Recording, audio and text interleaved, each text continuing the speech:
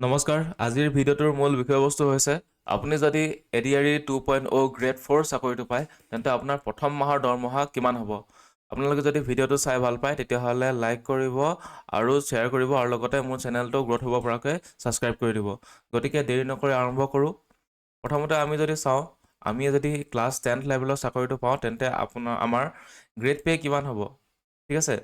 গতিকে আপোনালোকে ইয়াত দেখিছে এই ক্লাছ 10th লেভেল ইয়াত গ্ৰেড পে আছে 39,900 ঠিক আছে 3900 অৰ্থাৎ 3,900 টকা 3,900 টকা গ্ৰেড পে আপোনাৰ মেক্সিমাম চাকৰি ৰখা দেখা গৈছে ইয়াত অপেন কেটেগৰী দেখিছে 897 পোষ্ট তেনেদৰে মানে 906 পোষ্ট টোটেল মানে পোষ্ট বহুত আছে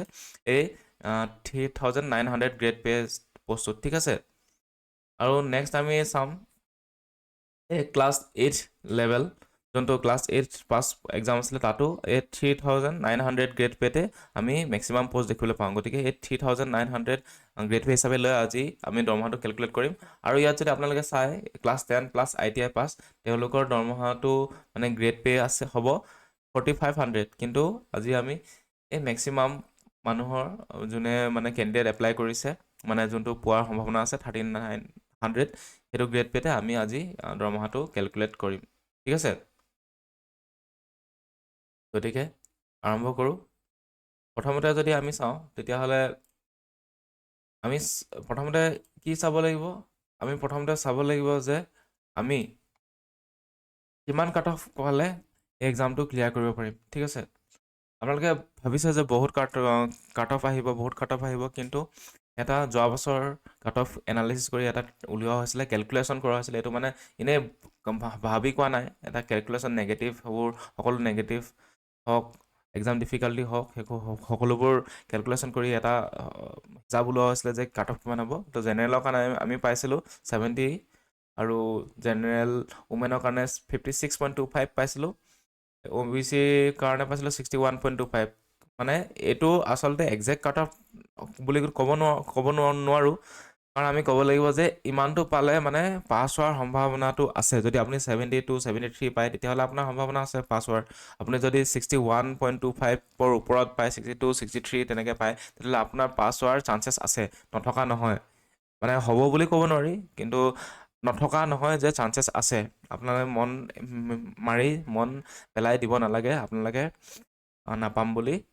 যদি আপোনালোকে 70 72 73 স্ক'ৰ কৰিছে জেনেৰেল হৈও আপোনাৰ পোৱাৰ সম্ভাৱনা আছে গতিকে এইখিনি আপোনালোকে প'ষ্ট কৰি কিনি চাই ল'ব কোনটো কিমান কেটেগৰীত পোষ্ট পোৱাৰ সম্ভাৱনা আছে কাট অফ কিমান আহিব পৰা সম্ভাৱনা আছে কিন্তু ইয়াতকৈ কম হোৱাৰ চান্স বহুত কম আছে ইয়াতকৈ হ'লে বেছিহে হ'ব কাট অফ ঠিক আছে তো আমি আজি মেইন বিষয়বস্তুত আহোঁ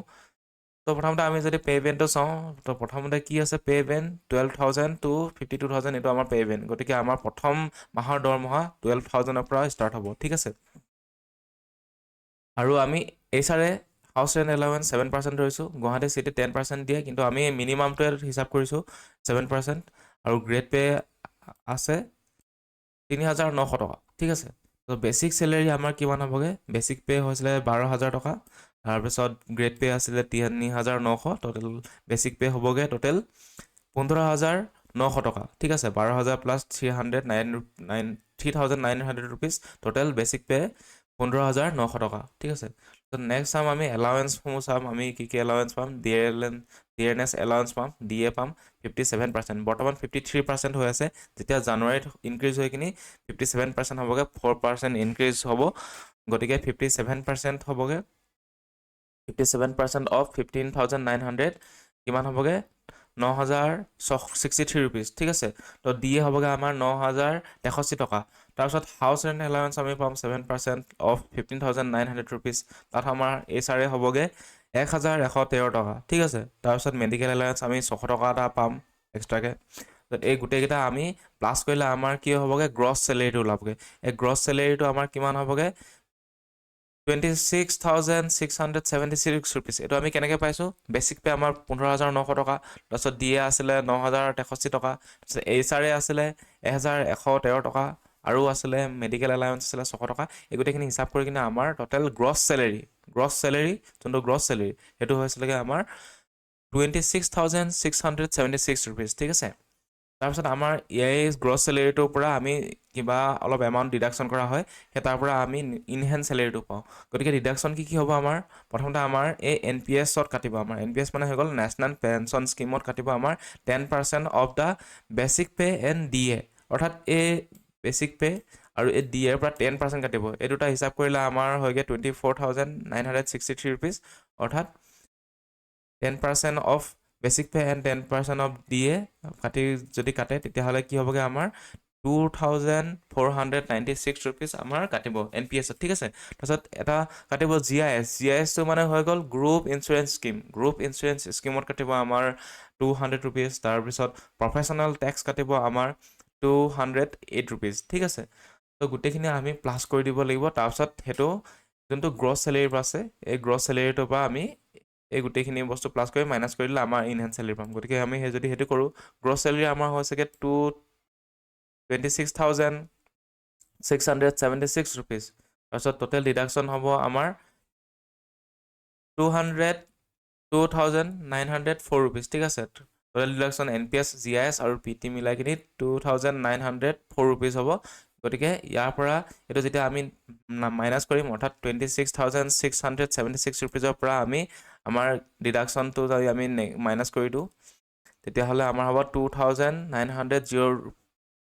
2,904 rupees ঠিক আছে এইটো আমি মাইনাছ কৰি কিনে পাম 23,772 rupees যোনটো আমাৰ হাতত আহিব গতিকে আমি যদি প্ৰথম মাহৰ দৰমহা হিচাপে আমি কিমান rupees পাম 23,772 rupees পাম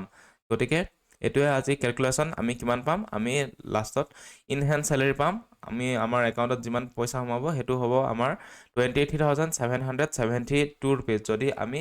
এই গ্ৰেড 4 চাকৰিটো যদি আমি পাওঁ ঠিক আছে গতিকে এইটোৱে